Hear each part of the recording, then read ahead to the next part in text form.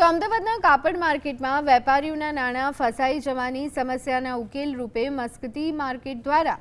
Credit વીમાનું વિશેષ કવચ શરૂ કરવાનો નિર્ણય લેવાયો। અત્યાર સુધી માત્ર મૌખિક ખાતરી અને ઉધારી પર ચાલતા વેપારને બદલે હવે વેપારીએ માલ વેચતા પહેલા વીમા કંપનીને ખરીદનારની વિગતો આપવાની રહેશે,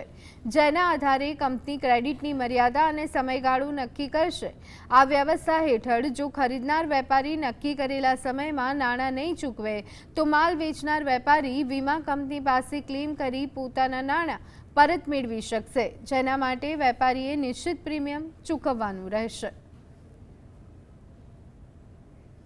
આ ક્રેડિટ ઇન્સ્યોરન્સની ઘણી બધી કંપનીઓ અમારી પાસે આવી અને અમને જાણ કરી કે ભાઈ આ ક્રેડિટ ઇન્સ્યોરન્સ તમે લો તો એની અંદર તમારા વેપારીઓના પૈસા સેફ થાય અને એની અંદર મુદ્દો એની સાથે કેવી રીતના ઇન્સ્યોરન્સ કંપની સાથે અમારે વ્યવહાર કરવો અને એની સાથે શું કોન્ટ્રાક્ટ કરવો એના માટે અમે ઉચ્ચ સ્તરના વકીલ સાથે પણ બેસીને અમે નક્કી કરી